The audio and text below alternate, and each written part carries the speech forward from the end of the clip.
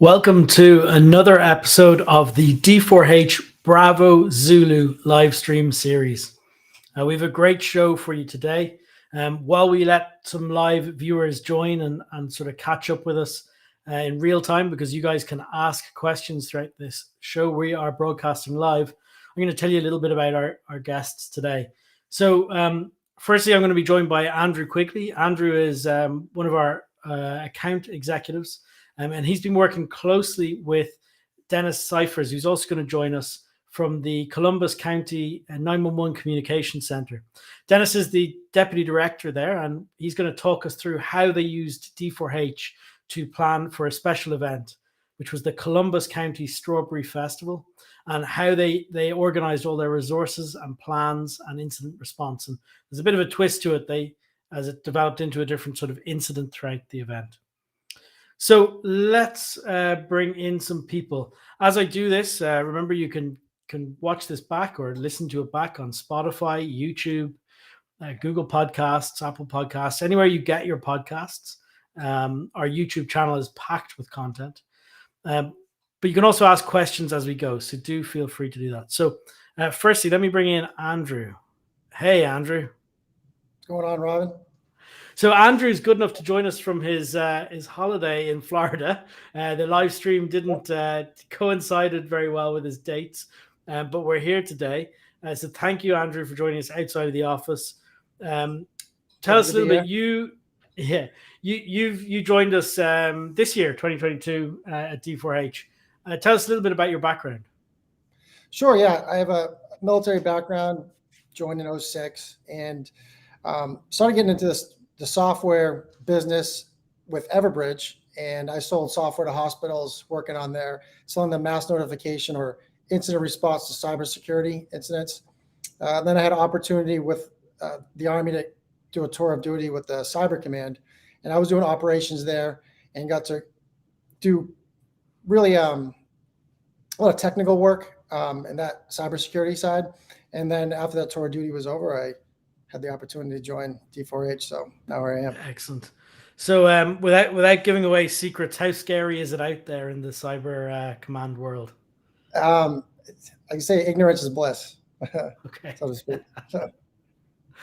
So you've been working with Dennis Cyphers from the Columbus County 911 Communication Center. So I think we'll get Dennis to join us in here now. Hey, Dennis, how are you? I'm well, Robin. How are you today? Excellent. Good to meet you online. And Andrew, thank you for the introduction. Absolutely. So, Dennis, you are Deputy Director at the 911 Communication Center in Columbus County. Can you tell us a little bit about Columbus County? Where is it in the world? And what's the geography around it? Certainly. Columbus County is the third largest county in North Carolina, encompasses approximately 954 square miles, of which 37 square miles of that is water. It's located right on the North Carolina-South Carolina line, approximately 49 miles northwest of Wilmington, North Carolina. Okay, excellent. And what sort of, I'm immediately thinking, say, the East Coast here, hurricanes, but I assume that's a given. How do they affect you, or what else affects you? Recent history has shown that hurricanes have a devastating effect on the county of Columbus. One of the reasons for that is Columbus is surrounded by waterways. One is the Cape Fear River that runs all the way into the Atlantic Ocean down by Wilmington. Another is the Lumber River, which is on the western part of the county, and then Waccamaw River, which starts at Lake Waccamaw, and you see the lake in your photo there, Columbus County, and runs all the way down into South Carolina. Because of this, and there are swamps and also other wetlands there, the area is highly, shall we say, in the floodplain zone area, and subject to that on a regular basis. Okay. Wow. Okay. And so flooding is a big one. Hurricanes, obviously. What else does the Emergency Management Agency or emergency services there deal with on a regular basis? Well, the emergency services of Columbus County provide countywide communications to all the agencies, law enforcement, also volunteer fire departments and rescue squads in the county itself. There are 20 fire departments in the county, and there are 9 rescue squads. And then the law enforcement agencies, we have 6 law enforcement agencies that we deal with that are small, with the largest one being the Columbus County Sheriff's Office that has about 140 some people in it. Our job is basically, if you look at it from the standpoint of providing logistical support to all these different agencies and the citizens within Columbus County and those individuals that are passing through the county on some of the major arterial routes that crisscross North Carolina. For example, US 74 and 76, that is a west to east route going into the beaches outside of Wilmington. 211 that comes in north-south going into South Carolina, and also US 701 that runs from the north to the south into South Carolina also. So you're running the 911 communication center. What services does that provide 911 for? And is it just the county, or how does it work there? It's all the different agencies in the county. We also have mutual aid agreements that exist with surrounding counties that allow us to go ahead, excuse me, and work with them. We're a full service, what's called public safety answering point. With that, not only do we dispatch fire and law, but we also provide emergency medical dispatch, and our communicators are all trained in emergency medical dispatch. Okay, excellent. And so the same communicator is taking a law enforcement call, or a medical call, or a fire call, or do they go into separate specialities after No, the initial? they're all cross-trained in all 3 disciplines. Very good. We're a rural county with approximately 50-some thousand people in the county. It necessitates that our folks be able to go ahead and handle different responsibilities.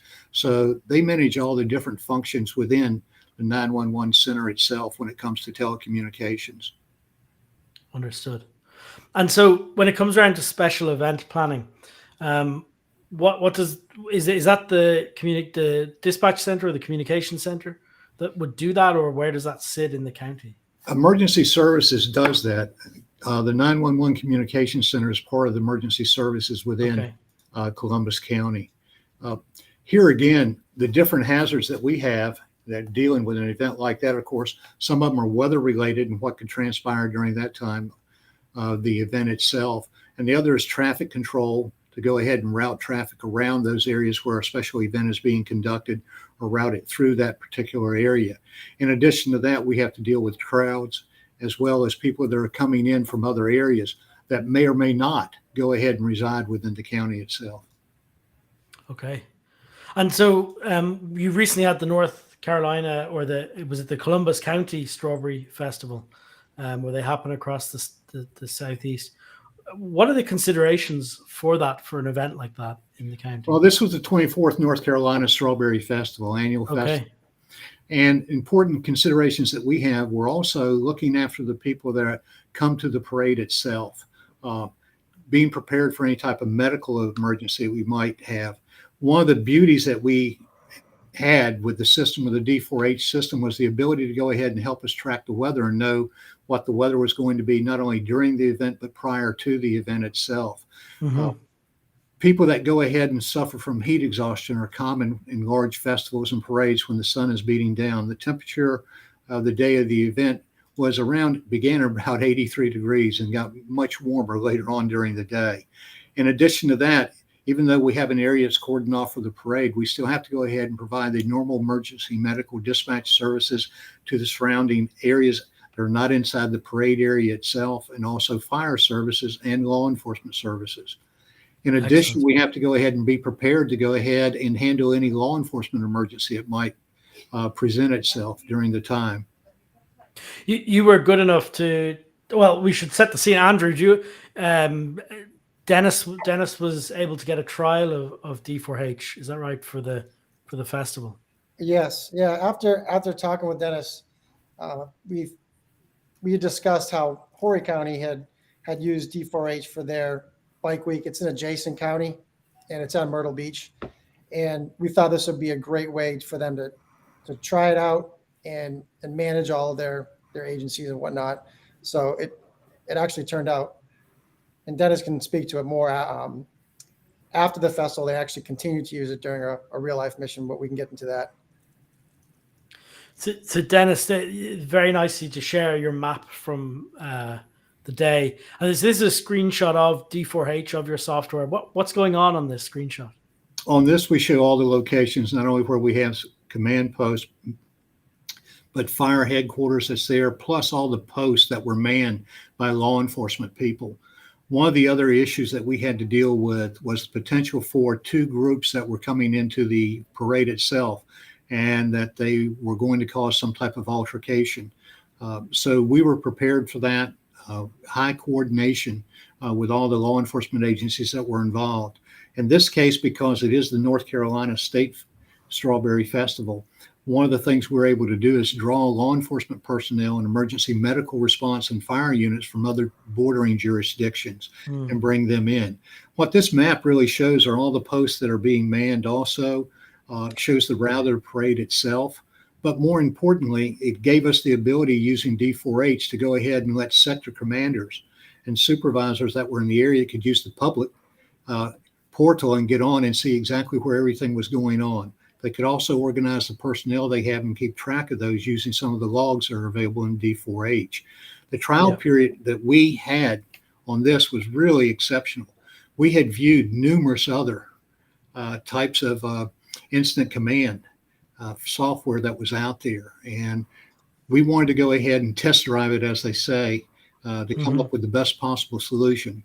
And we did that, exactly. Test drove it and came up with the best of all the solutions that we had viewed.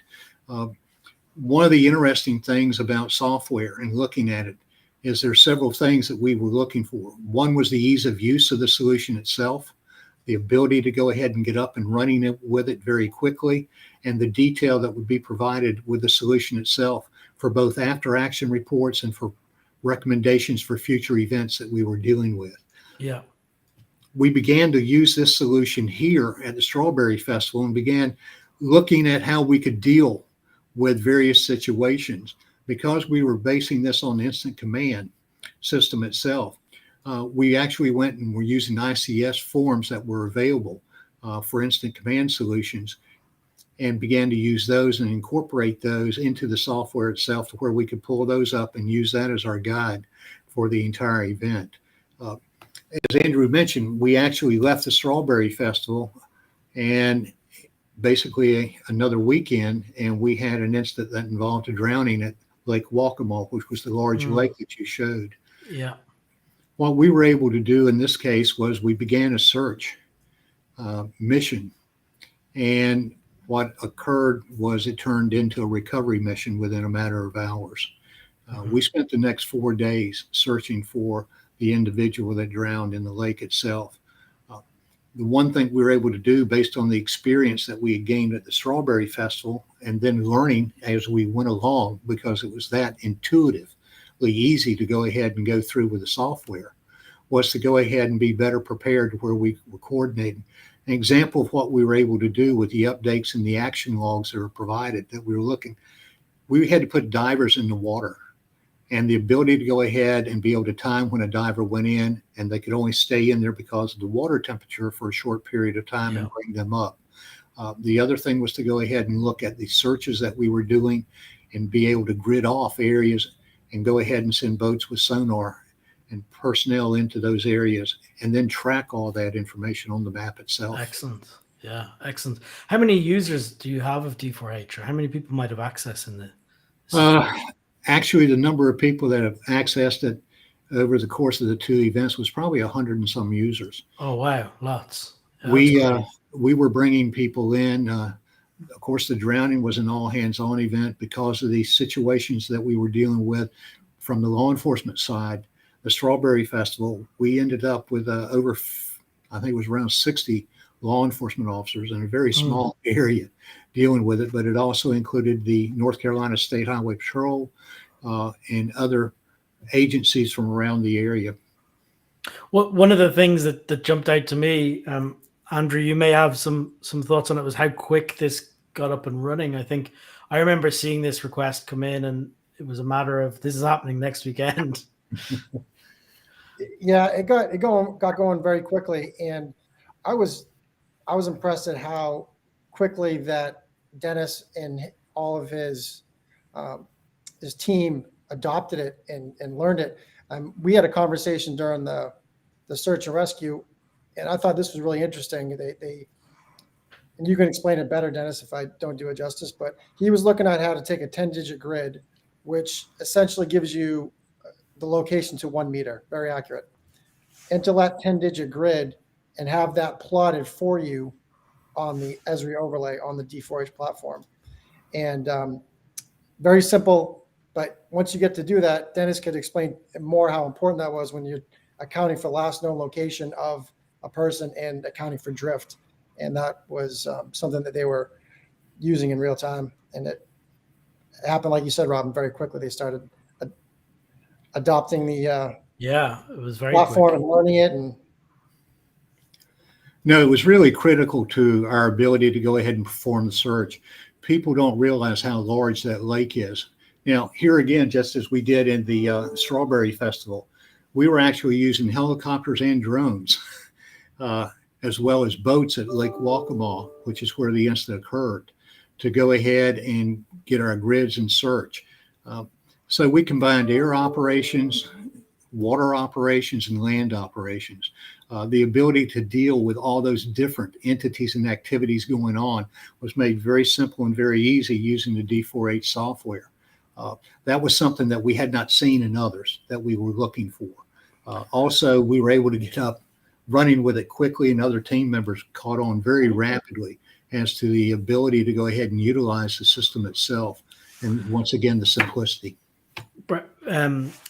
Dennis, you might I think Andrew and myself are too close to the product to understand when you describe it as being simple or easy to use. What's the difference?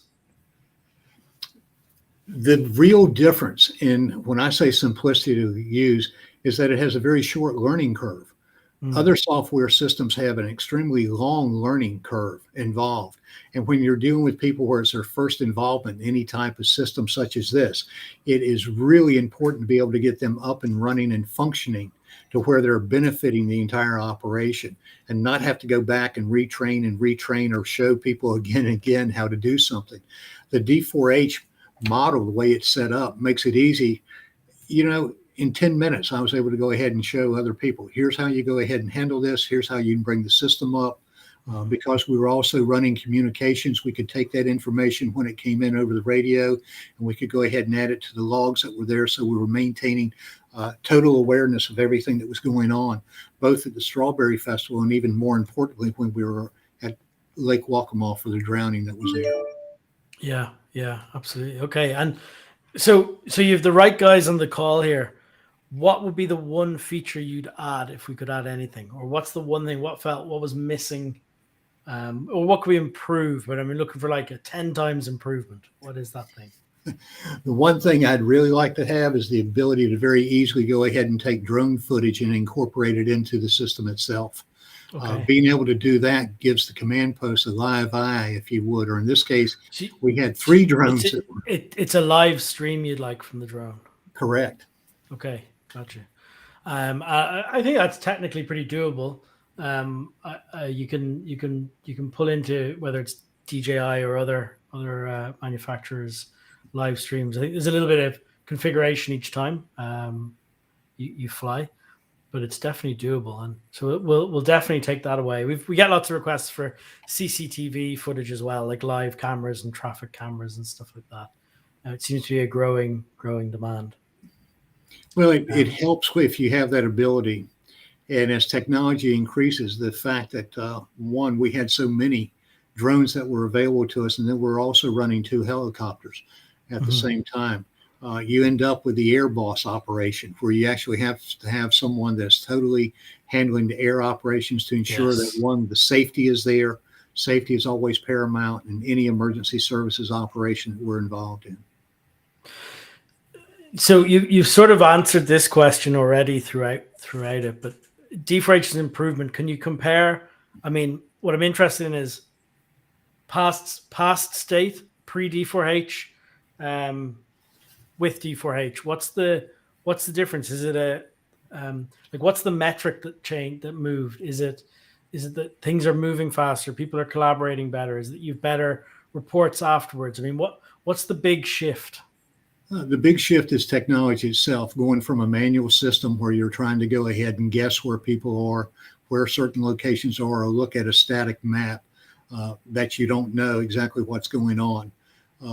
The other part of that is to go ahead and be able to break down your operations specifically and allow those individuals that are supervising or managing certain parts of it to go ahead and have that contact with each other instantaneously and see the big picture. That's something that wasn't present before. Even though there were radio communications involved, there was nothing that was there that would go ahead and facilitate the emergency management part of this. And part of it is knowing what's going on, the ability to go ahead and react very quickly to an incident, or in some cases actually go ahead and act before an incident occurs. D4H and the software that we've used made that possible. No, that's great to hear. It's lovely to get such strong feedback from customers. So we're, as you know, Dennis, I think already we're very, very open to these feature requests, ideas, feedback. So we love hearing it's working and working well. Andrew, is there anything I've missed there that we said we'd catch Dennis on? I know we've talked about the festival and D4H. And that search and rescue, which is great to see how adaptive it was. Yeah, I think Dennis covered quite a bit of it. It definitely was interesting, as Dennis mentioned, that it turned into a management of a strawberry festival, which is ease into it, turned into a search and rescue, and having UAVs involved and everything was very. You talk about test driving it, can probably give it a better test drive than going from a festival into a actual search and rescue. So we're happy that it did everything that you needed to do. Well, and the other part of it that we really liked is not only the module we were using, which was the instance module, but the other 3 modules that come along that will allow us to take every bit of equipment that we're responsible for and that we have in the county on the emergency management and law enforcement side and have that readily available so we can track that equipment and the reporting features that are involved there. Reporting in law enforcement and emergency services is critical. After every event, you have to go ahead and file a lot of paperwork. And this makes it a lot easier. It makes it a lot easier where we can go to one specific location and utilize it. The other thing about it was because it's in the cloud, it makes it a lot easier. We don't have to worry about server hardware and maintaining that, and making sure it's up to date. We have the technology available to go ahead and have internet any place that we go through technology that's available out there now. All we did was go ahead and basically connect to the internet service capabilities that we had, and we were up and running, and we're able to share that with people. Being able to share what's going on really facilitates successful conclusions to any emergency services incident. Yeah, brilliant. Well, listen, that's been excellent. Dennis and Andrew, thank you so much for joining this. Dennis, you're great, and we really look forward to helping support you on all of these events and any unexpected responses as well. Thank you very much. My pleasure. Thank you, Dennis and Rob. See ya.